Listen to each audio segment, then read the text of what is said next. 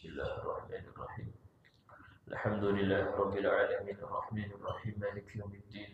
Iyyaka na'budu wa iyyaka nasta'in ihdinas siratal mustaqim.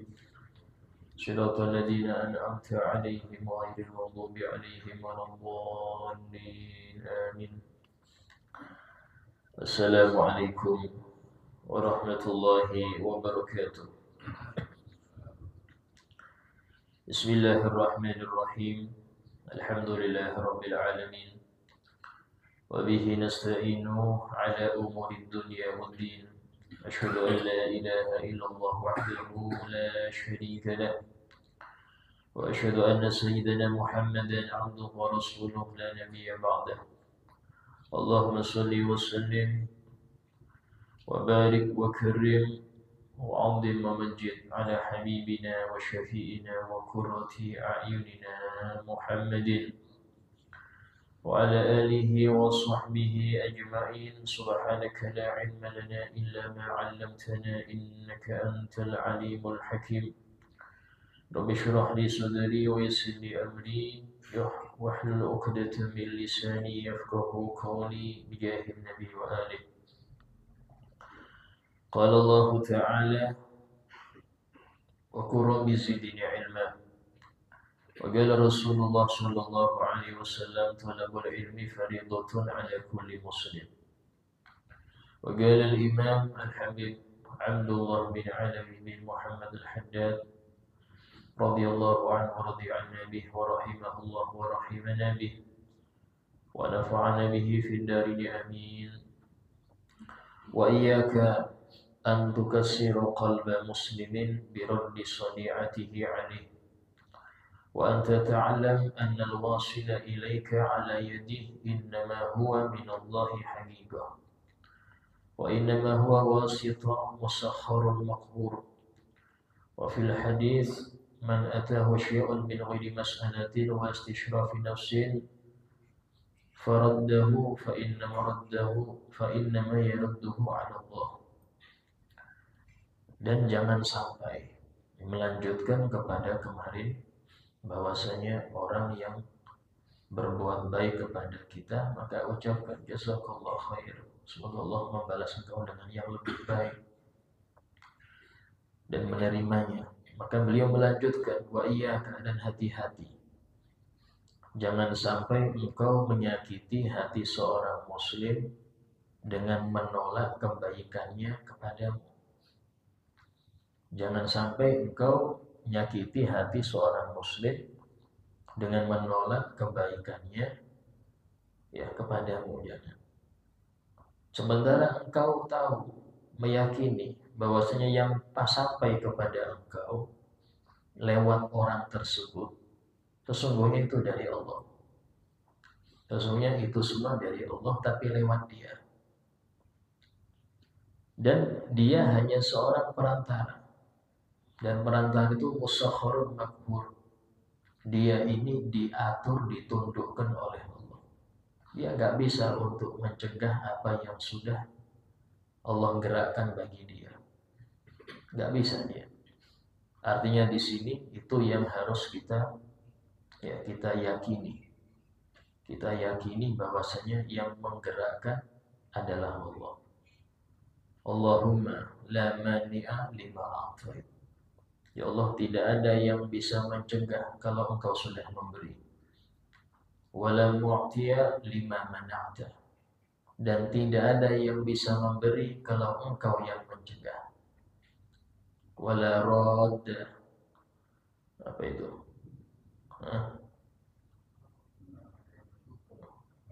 Apa lanjutannya?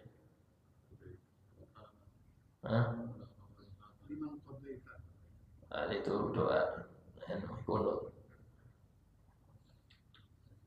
Wala radda li fadlika, dan tidak ada yang mencegah anugerahmu. Wala yanfa'u dzal jaddi minkal jadd, dan tidak bermanfaat orang yang bersungguh-sungguh akan kesungguhannya.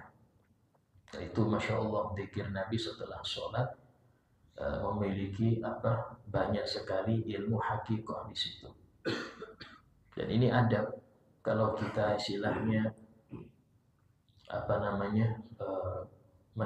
atau contoh ya, orang nyari sumbangan itu pesantren atau masjid atau apapun itu, maka ketika orang itu memberi, yakini ini dari Allah dan lewat dia, maka fahuwa mashkur, dia harus ada terima kasih. Man lam yashkurin nas lam yashkurillah, kata Nabi.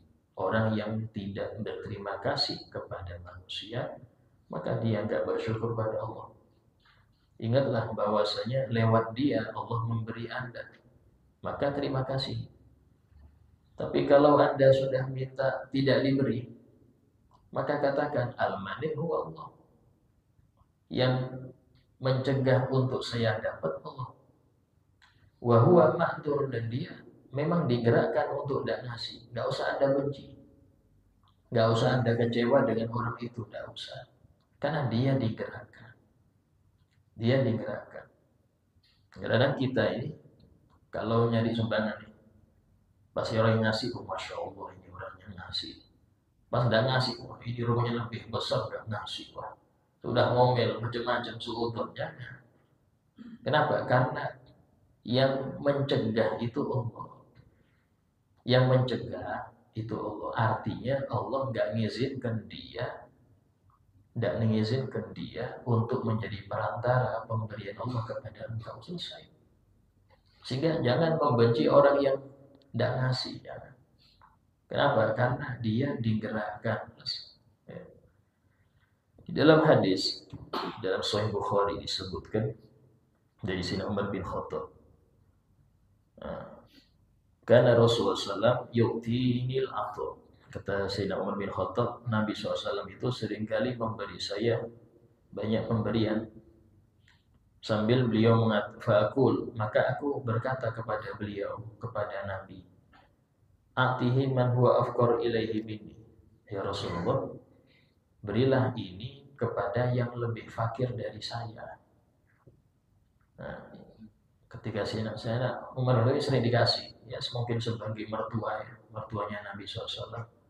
Karena Siti Hafsah putri Sayyidina Umar ini istrinya Nabi. Maka Sayyidina Umar mengatakan, atihi man huwa afqar ilaihi minni. Ya Rasulullah, kasih ini kepada orang yang lebih butuh dariku, lebih butuh, lebih fakir daripada aku. Maka kata Nabi, khudhu, ambil. Idza ja'aka min hadzal masyhurun, kalau datang sesuatu, harta atau apapun pemberian, wa anta ghairu musyrifin, dalam keadaan engkau enggak mengharap, wala sa'in, engkau enggak minta, enggak ngarep, fakhudhu, ambil. Ini Anda. Kalau kita enggak minta, ya, dan enggak ngarep-ngarep nih, ambil itu. Berarti itu adalah langsung dari Allah Ta'ala dan memang untuk Anda. Adabnya Anda ini sudah benar. Wa mala, tapi yang tidak seperti itu, artinya yang engkau diberi karena minta pribadi, ya, minta pribadi. Beda kalau minta untuk kebaikan orang, beda ini. Kalau Anda minta untuk pribadi, walaupun Anda butuh, atau Anda ngarep, ya, mengharap pemberian, fala tutbihu nafsak, jangan kamu ikuti nafsumu. Artinya kalau itu datang jangan kau terima, atau kamu terima untuk jaga hati dia, tapi kasihkan ke orang lain, karena hati engkau ngarep ini kapan, ya, kapan, nah, jangan. Ini di dalam ada ketika seseorang itu diberi tanpa ada, silanya itu tanpa diduga-duga, terima. Ini berarti hadiah minallah. Dalam hadis yang lain, man atahu syai'un min ghairi mas'alatin, barang siapa yang datang kepada dia sesuatu kebaikan tanpa dia memintanya dan tanpa dia mengharap nafsunya tadi, enggak ngarep-ngarep diberi, faraddahu, kemudian dia tolak itu pemberian, maka hakikatnya dia menolak pemberian Allah. Jangan ambil itu. Ya, disebutkan suatu kali Sayyidina Ahmad bin Hanbal radhiyallahu anhu, pendiri mazhab Hambali. Itu beliau waktu dari pasar bawa barang banyak. Akhirnya ada orang yang dia membantu bawakan. Istilahnya hamal ini orang yang kerjanya itu bawain barang orang. Ya, karena banyak yuk dibawakan. Jalan, bukan naik gerobak jalan. Suatu kali sang istri ini lagi masak dan aromanya ini sampai keluar. Selesai bawa ke pintu, dia dapat bayaran selesai. Akhirnya ditawari sama Sina Ahmad, ini makanan. Kok enggak usah dulu. Nah, ya sudah. Pulang dia, keluar baru berlangkah dipanggil anaknya. Ini bungkusan, bawa kasih ke orang itu. Loh, tadi tidak sudah orang, coba lari engkau, kejar dia, dikejar, Mbak ini diambil. Hanya bingung anaknya. Loh, tadi waktu abah ngasih dia nggak ngambil. Waktu dia sudah pergi beberapa langkah, sudah agak jauh, saya kejar, dia ngambil. Tanya ke abahnya, kenapa itu bag model gitu? Oh iya, dia orang yang warok, yang berhati-hati. Ketika dia itu mencium aroma masakan, kepingin dia, kapan dikasih? Karena sudah di situ, sudah dalam rumah. Nah, ketika dia ada mengharap, pas aku suku tidak mau, udah ini ngikutin nafsu, dah nyolah dia. Ya sudah, saya nggak mau ngasih dia. Assalamualaikum, berangkat. Nah, ketika dia sudah putus asa, kayaknya nggak dapat ini sudah menolak ya apa lagi. Maka ketika datang engkau membawa itu dalam keadaan hatinya nggak ngarep lagi, dia ambil. Kenapa? Ini dari Allah. Nah, ini apa namanya? Adab orang pas ngikutin hadis seperti itu. Ketika nggak ada ngarep. Ya. Kemudian dikatakan wa fir raddi afatun 'azimah. Wa hiya anal 'ammah majbulun 'ala ta'dhimi man yaruddu silatihim 'alaihi. Farubbama kana al-hamil li ba'dil nusa' ala raddi at-tadahhur bis-suhud. Hirsun minhu ala usulil manzilah indahu. Di dalam menolak pemberian itu afatun adimah, ada musibah yang besar. Artinya ada penyebab penyakit hati yang berat ini. Apa itu? Wa anal ammah, kebanyakan masyarakat umum itu ya, itu mereka sudah senang, sangat cinta untuk mengagungkan orang yang menolak pemberian. Ngasih, udah mau, udah usah. Oh, masya Allah, ini orangnya, ini zuhud, nggak mau dia. Ya, nah ketika faktor dia nolak itu, orang ngasih ditolak, faktornya itu, oh biar saya agung di mata orang, agar orang tahu sini loh saya zuhud, nggak mau pemberian. Kalau faktornya itu, maka dia akan merusak hatinya. Dia hakikatnya merusak hatinya. Kenapa? Karena dia pengen tampak, ini loh saya, nggak mau pemberian. Ya, nggak mau saya zuhud, tidak mau saya. Agar dia di mata masyarakat menjadi mulia. Karena dia orang yang zahid, orang yang zuhud, nggak mau dunia, nggak usah. Nah, ini lebih parah daripada terima. Kenapa? Karena ini bercokol di sini. Senang dipuji, senang kedudukan, hubbul jah. Hubbul jah ini berat, Pak. Senang kedudukan itu berat, penyakit hati. Ya saya nggak bilang kedudukan itu harus menjaga. Kedudukan di masyarakat, kalau senang untuk dinomor satukan, ya senang untuk kalau ada acara taruh depan, kalau ada apa-apa disodorin mic untuk doa, senang itu bahaya. Kalau sudah senang demikian bahaya. Kenapa? Karena muncul dari situ beberapa penyakit-penyakit lain. Pertama, dia merendahkan yang lain. Dan kedudukan cuma satu, nggak ada dua raja dalam satu negeri. Sehingga apa? Kalau saya nggak dapat, orang itu dapat nanti. Oh, jegal dia.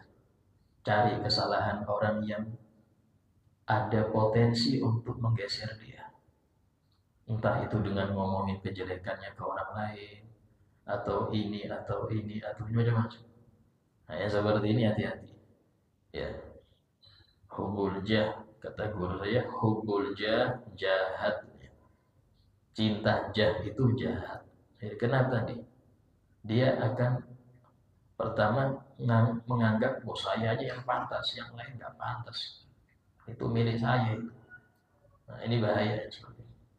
Nah, di antara penyebabnya cara itu ya tadi dia nolak pemberian karena orang itu kebanyakan orang awam memuliakan orang yang menganggap masya Allah, menganggap agung orang yang nolak. Oh ini masya Allah dia sudah mau dia diberi masya Allah.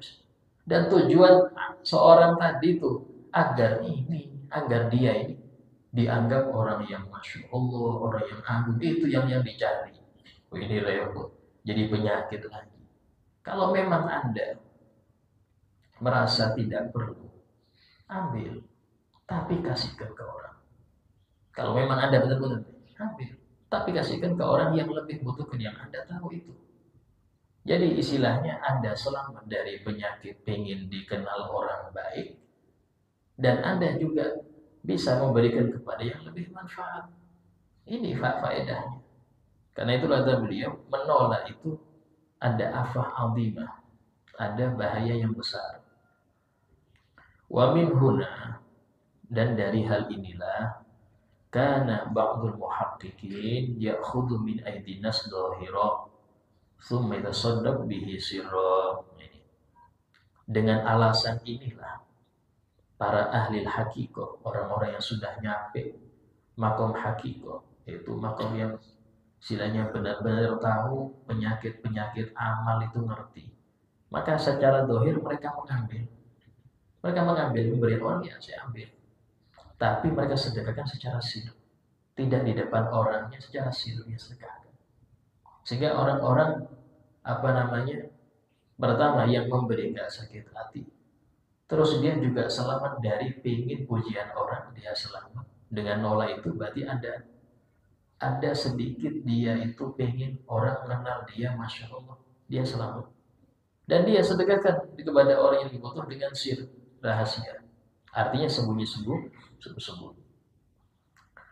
Wa qad yajibur raddu fi masail. Ada kalanya nolak itu hukumnya wajib dalam beberapa kasus. Jarang ini. Dibilang wa qad yajibu ini berarti jarang, sangat jarang. Ada kalanya wajib untuk nolak itu. Wa qad yundab, pada kalanya juga disunahkan nolak. Ya, minha di antaranya ayyuhmal ilaika ma ta'lam aw tadud bi'alamatin annahu haram. Jika diberikan kepada engkau sesuatu yang engkau yakin, ngerti, tahu sudah, yakin. Atau engkau mengira dengan perkiraan yang dominan bahwasanya ini haram. Ini hasil togel nih, semua. Ya, ini hasil macam-macam, ngerti Anda, tahu. Maka di sini haram menerima. Enggak boleh menerimanya. Au tuhmal ilaika shadaqah wajibah ala dhammi annaka min ahliha wa anta lasta kadzalik. Atau dibawa kepada engkau suatu sedekah wajib, zakat. Sementara engkau tahu, engkau enggak termasuk yang berhak dapat zakat. Ngerti? Ya. Dan engkau enggak berhak untuk ngambil itu. Maka dalam hal ini tidak bisa kita terima. Tapi bagaimana seandainya dimaksa terus, harus ada jelaskan. Ya kayak kita hampir tiap tahun itu, tiap malam itu rumah banjir zakat fitrah. Udah berkali saya bilang saya enggak nerima. Tetap banyak alasannya, enggak usah, kalau enggak kesampaian kurang berkah katanya. Bingung juga kita. Kalau enggak kesampaian kurang berkah. Jadi akhirnya mau nggak mau sudah kita mulai dari anggap 10 terakhir Ramadan udah bisa saya sisihkan itu. Nanti di malam itu saya ada nelpon seseorang, tak suruh bawa mobil, bawa mobil, angkutin sudah berapa karung, bagikan sudah. Dan saya tahu dia fakir, saya ngerti dia termasuk 8 golongan, saya paham dia. Dan dia juga punya fakir teman-teman yang demikian. Atau saya telepon pihak musola untuk ngambilnya malam jam 11 sampai 12 saya suruh ngambil bagikan. Yang seperti ini harus jangan karena oh ya sudah dapat ya alhamdulillah kesempatan dapat. Oh, Anda kalau ngerti nggak bukan termasuk dari tidak bisa. Atau seandainya dia memberi Anda di depan orang banyak. Kalau ditolak nggak enak itu loh. Sudah keluar ditolak lagi. Ya sudah terimakan, saya terimakan ya. Artinya terima ini saya sebagai wakil Anda. Baru nanti Anda serahkan kepada yang berhak, yang Anda ngerti. Karena kebanyakan masyarakat dulu itu rata-rata mereka karena tidak ketahuan, nggak ngertinya akan siapa-siapa yang 8 golongan, itu nyerahkan kepada orang alim. Agar orang alim itu membagikan dan kepada yang benar-benar dia tahu, karena dia ngerti ilmunya. Yang benar dia ngerti. Ya. Sehingga dalam hal ini, apa namanya, kebanyakan zakat ke orang alim itu bukan karena orang ini berhak, tidak. Tapi karena orang alim ini ngerti ke siapa-siapa diberikan dan bagaimana niat yang banyak itu yang ngerti orang berilmu. Sehingga pahala orang yang berzakat tadi berlipat-lipat karena niat yang banyak. Ya, yang ngasih niat ini orang alim tadi. Yang seperti itu kebanyakan ya zaman dulu atau bisa jadi karena memang ulamanya ya fuqara. Ulamanya orang alimnya fakir. Sehingga mereka juga masuk 8 golongan tadi. Apalagi ya kiai-kiai yang punya pondok zaman sekarang. Itu rata-rata mereka ini banyak utang. Banyak utang. Rata-rata sudah. Dan utangnya baru pribadi untuk pondoknya. Dan termasuk gorim itu orang yang berhutang untuk maslahat umum. Walaupun dia punya mobil, punya ini, tapi utang dia untuk pribadi, untuk membangun pesantren, atau untuk membeli material, untuk beras, utangnya untuk itu, kasih dia. Karena termasuk yang masuk 8 golongan model gini. Ya, nah, itu tidak masalah. Dalam hal ini tidak masalah. Jadi dalam hal ini, kalau orang itu ngerti, jika ini yang diterima ini bukan berhak dia, maka dia hendaknya menolaknya. Cuman menolak seperti ini, sunnah. Yang kalau zakat itu, ketika dia bisa ngarahkan kepada yang berhak. Karena maaf, sebagian masyarakat itu kadang-kadang nggak ngerti. Nggak ngerti siapa-siapa. Nah, akhirnya ke orang alim. Nah, ke orang alimnya ini, ketika dia paham bahwasanya dia nggak berhak, tapi dia tahu siapa-siapa yang berhak yang dia tahu, maka silahkan dapat dia terimakan dan dia berikan kepada yang berhak tadi. Anggap dia wasilah saja, dia perantara saja. Ya. Wa minha di antara yang apa wajib ditolak atau sunnah ditolak. An yakunal musdi ilaika zaliman musirun 'ala dzulm wa tasha idza qabilta ma'rufah anna qalbak yamila ilaih aw tudahinu fid din. Ya, yaitu ketika yang memberi engkau itu orang yang dolim. Artinya dolim ini orang yang rusak. Contoh koruptor atau apa. Dan engkau khawatir ketika engkau menerima pemberian dia, khawatir hatimu akan cinta. Karena sudah sifat manusia. Apa itu? Al-insan abdul ihsan. Manusia itu budaknya pemberian. Pasti. Orang kalau sering ngasih, tiap bulan ngasih terus. Ini orangnya kerjanya contoh jual khamr, kerjanya judi, atau mama sering joget di sini-sini. Tapi masya Allah nyumbang pondok sekian, nyumbang apa panti asuhan sekian, kasih terus. Itu nanti awal benci jadi wes nggak apa-apa, maklum saja ya, apalagi zaman sekarang. Hati-hati. Karena Nabi SAW pernah berdoa, doa Nabi ini masya Allah. Allahumma la taj'al lidzalimi alayya yadan fayhibbuhu qalbi. Ya Allah, jangan sampai engkau jadikan ada kebaikan orang-orang dolim kepada saya. Khawatir hatiku cinta pada dia. Karena rata-rata orang itu akan senang cinta pada yang berbuat baik kepadanya. Banyak ya, saya perhatikan artis. Ini Masya Allah, filmnya panas, kompor-kompor, itu masak-masak filmnya. Ya. Ini ketika dia apa namanya nyumbang ini, nyumbang itu, maka orang-orang di Masya Allah dia penyumbang besar. Sampai-sampai anak-anak yatim yang nggak ngerti ini punya cita-cita pengen saya kayak ibu itu. Pengen apa? Pengen joget kayak dia. Pengen menjat kayak dia. Bercita-cita seperti itu karena kebaikannya. Ini apa yang nggak tambah rusak. Jadi hati-hati. Dalam hal ini, tidak apa-apa Anda nolak. Ya, semuanya dapat loh. Semuanya dapat, saya nggak ngambil. Nah, ini orang nggak baik. Jangan. Ya. Jadi tadi suatu musibah zaman akhir. Orang yang baik fakir. Jadi mau berbuat baik nggak bisa dicontoh. Jangan contoh itu, kenapa? Itu nggak bisa apa-apa, itu fakir. Karena nggak punya. Tapi yang bejat punya duit banyak. Sehingga bagi terus. Hanya orang cinta pada yang bejat ini, benci sama yang soleh.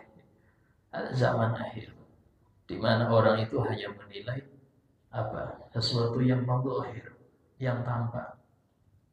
Ya, nah sehingga dalam hal ini, ketika ada orang yang memberi Anda itu orang dolim yang terus-menerus berbuat dolim, terus-menerus. Ya, maka jangan engkau terima, khawatir hatimu cinta. Kalau sudah cinta, nggak bisa nahi mungkar lagi. Kalau sudah cinta memaklumi, sedih maklumi aja, nggak apa-apa. Toh dia juga bagi-bagi juga.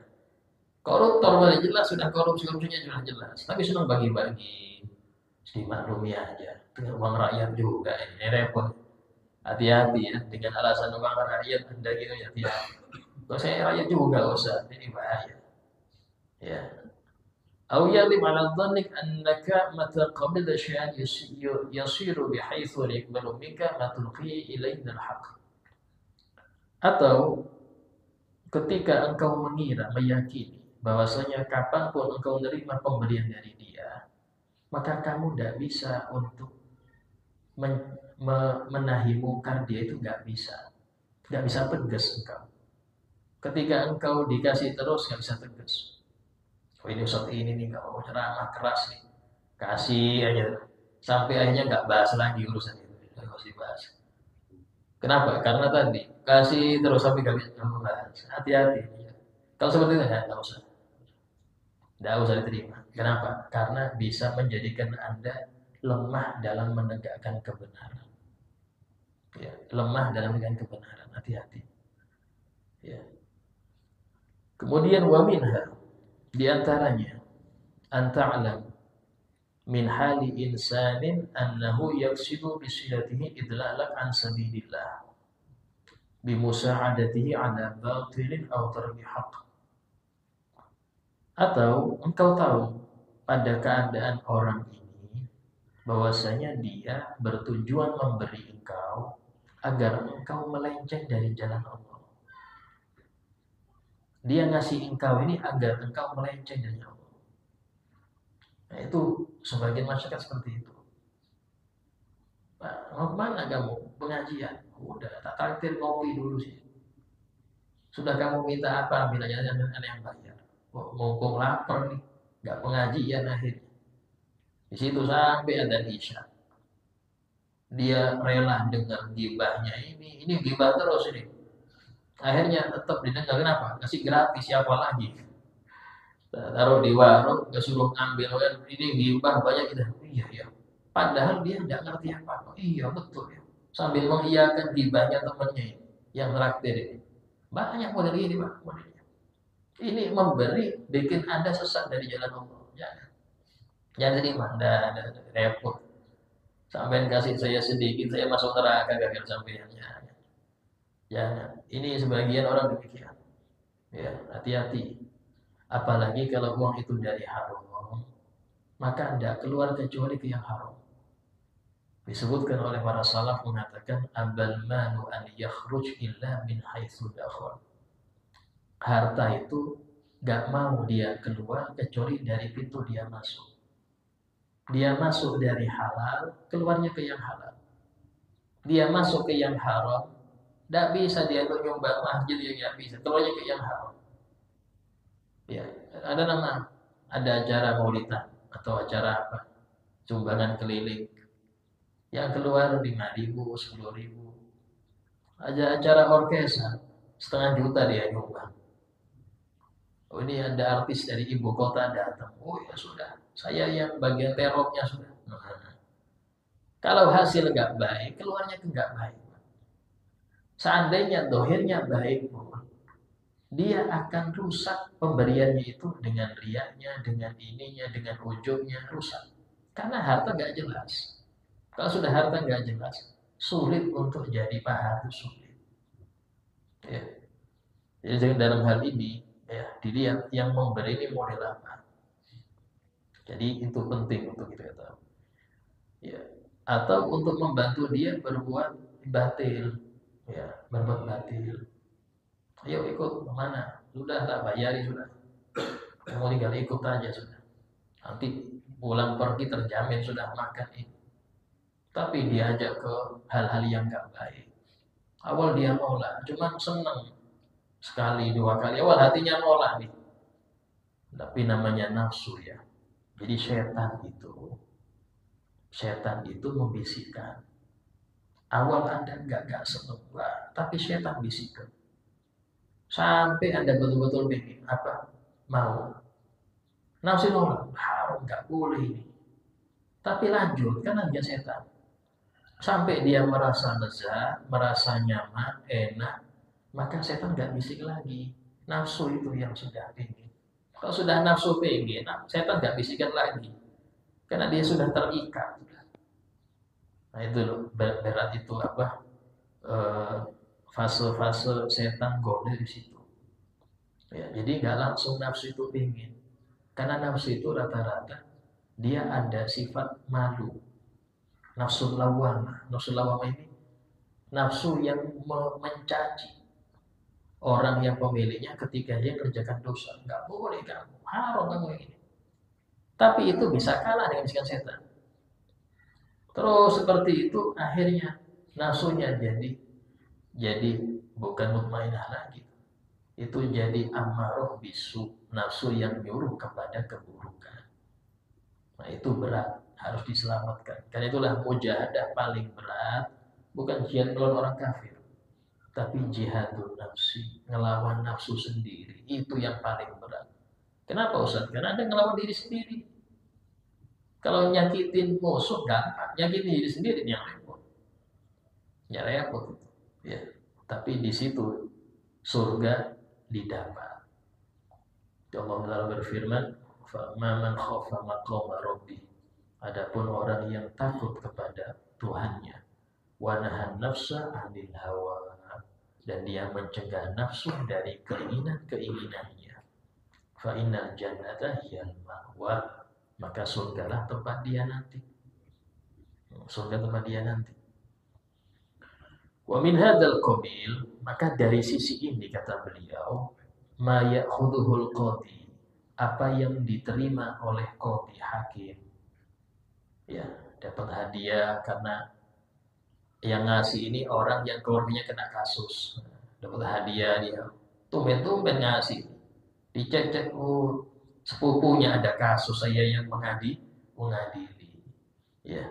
wal amil wa yadihima min ulatil amr, dan semuanya sudah pejabat-pejabat.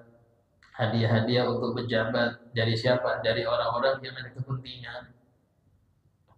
Minal khosmin ahudima idza tarafali wa hadha huwa risya al muharram. Ini namanya suap yang diharamkan.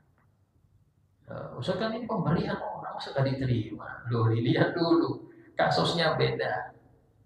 Ketika Anda nggak jadi apa-apa, mana mau dia ngasih Anda segitu. Tapi ketika Anda jadi apa-apa, nah di situ dia memberi karena ada sesuatu di belakangnya. Itu namanya suap yang haram, jelas sudah. Yang namanya Nabi bersabda, la'anallah ar-rashi wal murtashi. Allah melaknat orang yang menyuap dan yang menerima suapan. Walahu tatimmat madhkurah fi mawadiha. Dan dalam hal ini ada perkara-perkara yang disebutkan dalam babnya, yaitu bab rishwah. Maka wajib engkau fabirrad fi jami'il masail, maka harus engkau menolak pemberian dalam semua perkara ini.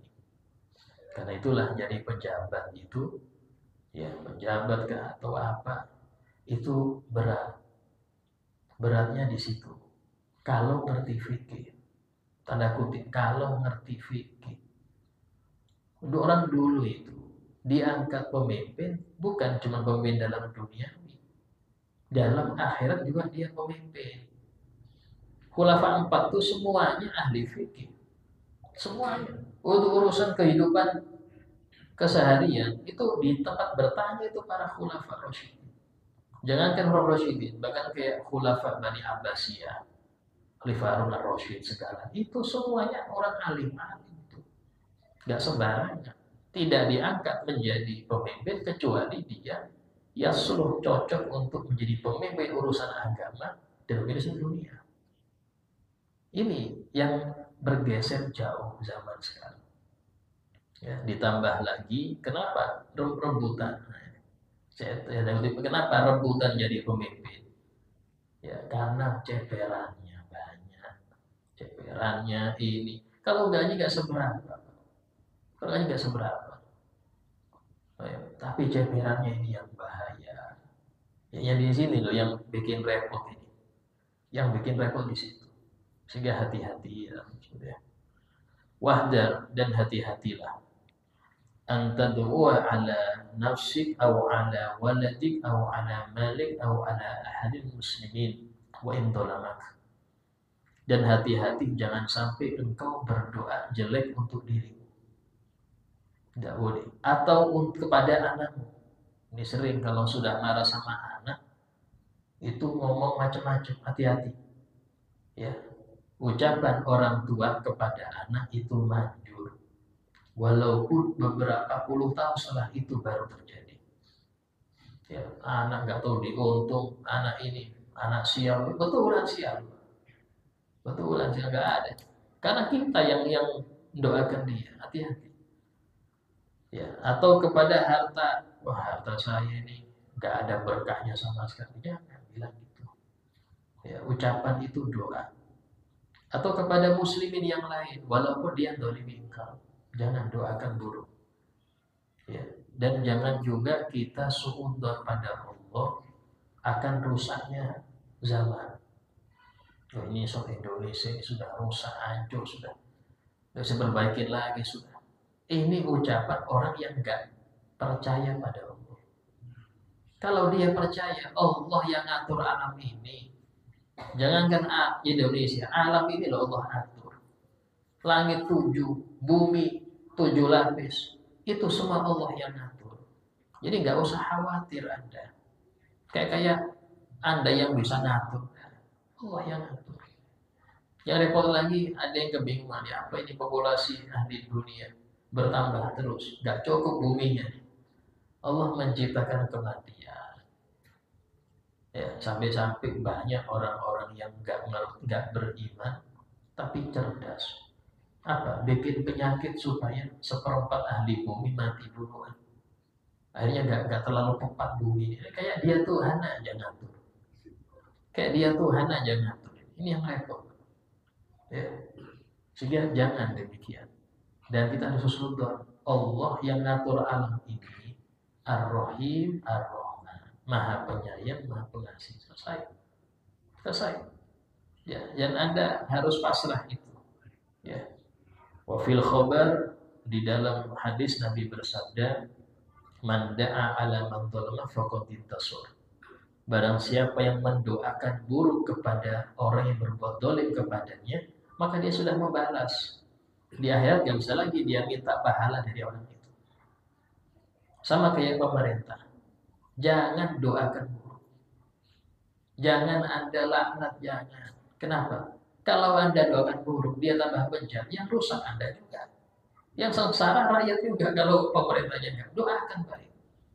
Syekh Ubaid bin Salim mengatakan, andainya aku punya doa yang makbul, aku doakan untuk pemerintah biar tambah baik.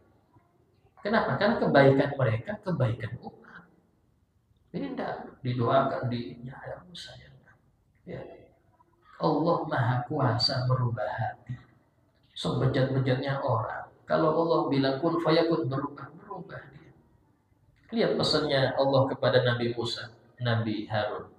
Ketika mereka ini disuruh untuk ngajak Fir'aun agar sadar. Faqula lahu qawlan layyina. Ucapkanlah wahai Musa Harun kepada Fir'aun dengan ucapan yang lembut. Yang lembut, jangan keras-keras. La'allahu yatadzakkar, bisa jadi dia ingat kalau dia ini hamba. Atau dia takut kepadaku. Ini bagaimana? Ada seperti itu. Allah Maha Kuasa merubah hati. Jangan Anda bilang nggak mungkin berubah, Ustaz. Siapa Anda bilang nggak mungkin berubah? Nggak mungkin bisa berubah, nggak ada yang mustahil. Kalau Anda berubah nggak mungkin, tapi Allah yang Maha Kuasa bisa. Dari sini ya harus hatinya seseorang pendidik, pengajar, ya khususnya orang tua atau anak-anaknya. Jangan merasa ada yang bisa merubah mereka baik. Jangan sekali-kali. Tapi katakan, wa ma alaina illal balagh. Saya enggak wajib kecuali nyampaikan. Yang baik saya suruh baik, yang buruk saya larang selesai. Tapi banyak doa pada Allah. Karena Allah yang merubah keadaan. Banyak doa. Dari situlah orang ini ada jadi baik. Kenapa? Banyak doa. Ya, orang kalau sudah tujuannya memperbaiki, ketika dia gagal, dia putus asa. Wah, kayaknya gagal saya. 10 tahun di kampung sini gak ada yang berubah, Ustaz. Gagal. Akhirnya dia merasa dia yang bisa berubah. Kalau berhasil, ini kalau bukan karena saya, Ustaz. Gak ada yang pintar orang sini. Karena saya ini repot.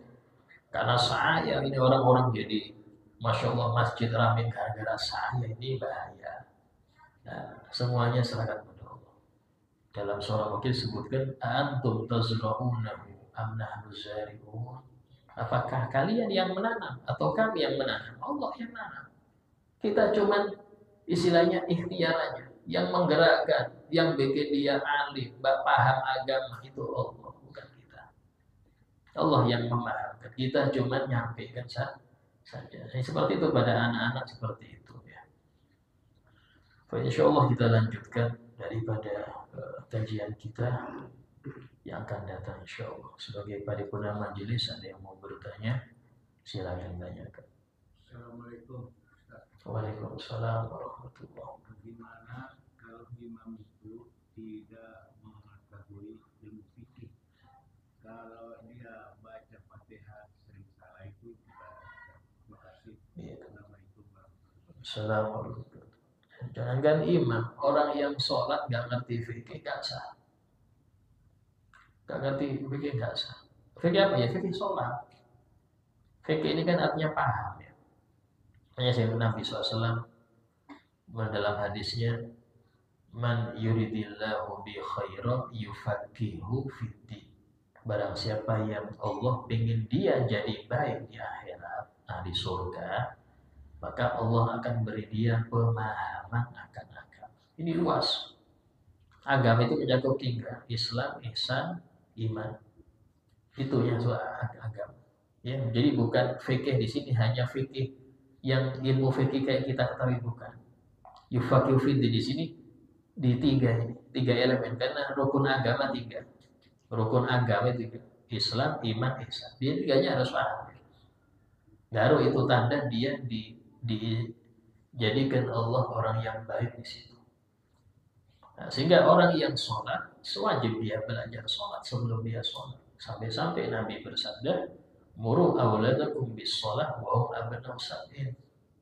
Perintahkan anakmu sholat ketika umur 7 tahun. Jauh sebelum balik sudah diajari. Ya, diajari sampai waktu baliknya nggak kerepotan lagi. Cuman permasalahan di masyarakat kita, ada yang sudah berjenggot belum ngerti sholat. Tidak ada kata terlambat di dalam urusan ibadah. Ya, sehingga dia tetap wajib belajar, wajib untuk mengerjakan sholat, wajib belajar juga. Nah, kalau sudah sholatnya benar, siapapun yang bisa sholat, maka dia bisa jadi imam. Siapapun yang bisa jadi yang sholat, dia bisa jadi imam. Jadi tidak harus yang mana yang paling afdol, tidak. Karena yang paling afdol itu boleh dia maju, boleh memajukan orang. Dan yang perlu diketahui, yang paling utama jadi imam dalam secara zahir, ya. Kalau urusan ketakwaan hanya Allah yang ngerti itu. Kalau urusan takwaan hanya Allah. Tapi secara zahir, dalam hadis Nabi bersabda, ya umul qaum akrohum bi kitabillah. Hendaknya menjadi imam suatu kelompok masyarakat akrohum bi kitabillah, yang paling akro bi kitabillah, dengan kitab Allah. Di sini kata ulama hadis dikatakan laisal murad, bukan yang dimaksud itu yang paling banyak hafalan, bukan, atau yang paling fasih bacaannya, bukan. Tapi yang dimaksud akro ini yang paling paham akan kitab Allah. Artinya yang paling paham urusan ilmu. Dan paling paham urusan ilmu apa, Ustaz? Ilmu fikih sholat. Semakin paham dia urusan fikih sholat, walaupun hafalannya itu nggak banyak, cuman kuliah kafirun al-ikhlas, itu aja yang hafal. Tapi dia paham syaratnya, rukunnya, sunnahnya, paling paham, maka dia yang lebih berat. Karena apa gunanya orang banyak hafal kalau sholatnya amburadul? Bacanya bagus nih, Masya Allah, tapi rukunya nggak tumanina, gerak-gerak kemana-mana. Ini Batak sudah modelnya, walaupun hafalan banyak. Sehingga dalam hal ini, patokannya bukan di situ. Jadi urutannya itu yang paling ngerti urusan sholat. Ya, baru kemudian kalau itu sama Ustaz, semuanya ngerti nih, Masya Allah, nggak ada yang lebih unggul, semuanya unggul semua. Baru yang paling fasih siapa? Kok fasih semua Ustaz? Nah, baru yang paling banyak hafal suratnya. Itu urutannya. Baru untuk yang paling warok, yang paling hati-hati di dalam bermuamalah, itu ada urutannya itu. Ya, sehingga kalau sudah orang itu sholatnya sah, maka silahkan dia jadi imam. Tapi tadi bacaan harus benar, dan bacaan benar itu termasuk rukun sholat, khususnya Fatihah. Karena itulah Fatihah ini dijadikan rukun sholat. Maka dalam hal ini orang wajib baca Fatihah dengan tajwid-tajwidnya. Karena membaca Quran tanpa tajwid hukumnya haram. Disebut di dalam kitab Nadham Jazairi. Itu beliau, Imam Jazairi ini termasuk pimpinan ulama ahli tajwid. Imam Jazairi. Itu dalam nadhamnya beliau mengatakan dalam nadhamnya itu, wal akhdhu bit tajwidi hatmun lazimun man lam yujawwidil qur'ana athimun li'annahu bihil qur'anu unzila wa hakadha bihi ilaina wasala. Mempelajari ilmu tajwid hukumnya wajib. Dan barang siapa yang tidak membaca Quran dengan tajwid, dia berdosa. Mending orang itu banyak zikir istighfar daripada dia baca Quran gak pakai tajwid. Itu ngundang dosanya. Kita pengen bersih dari dosa, dia ngundang dosa. Kenapa kok wajib tajwid, Ustaz? li'annahu bihi Qur'anul unzila. Karena Quran turun dengan tajwid. Allah Ta'ala berfirman, warattilil Qur'ana tartila. Bacalah Quran dengan tartil. Apa tartil artinya? Memberi setiap huruf haknya. Kalau dia ikhfakan, idgham, idharkan. Kalau mat apa? Tabi'i, panjangkan 2 harokat. Mat lazim 6 harokat. Itu namanya memberi setiap huruf haknya, namanya tartil. Nah Allah tidak berfirman bacalah, tidak. Warattil Quran tartila. Tartil ini apa? Memberi tiap huruf haknya. Sehingga di sini penting untuk mempelajari itu. Ya. Wa hakadha bihi ilaina wasala, dan dengan tajwid itulah Quran nyampe kepada kita. Jibril menyampaikan kepada Rasulullah dengan tajwid. Nabi menyampaikan kepada sahabat dengan tajwid. Sahabat kepada tabi'in tajwid. Terus sampai ke kita. Tahu-tahu sampai sini nggak pakai tajwid. Nah, ini dosa. Ya. Sehingga Fatihah ketika dia menjadi rukun sholat, maka wajib baca Fatihah dengan tajwid. Nggak boleh baca Fatihah kayak biasanya kita mau bubar nih, Al-Fatihah. Nggak bisa kayak gitu modelnya. Dan karena dia pakai tajwid, nggak boleh di hati, Pak. Di hati nggak jelas tajwidnya. Ya apa di hati sampai mau ikhlak mana ada. Ya, jadi membaca Fatihah dalam sholat itu mau imamnya kah, makmumnya kah, sendirian kah, wajib dibaca. Minimal telinga sendiri dengar.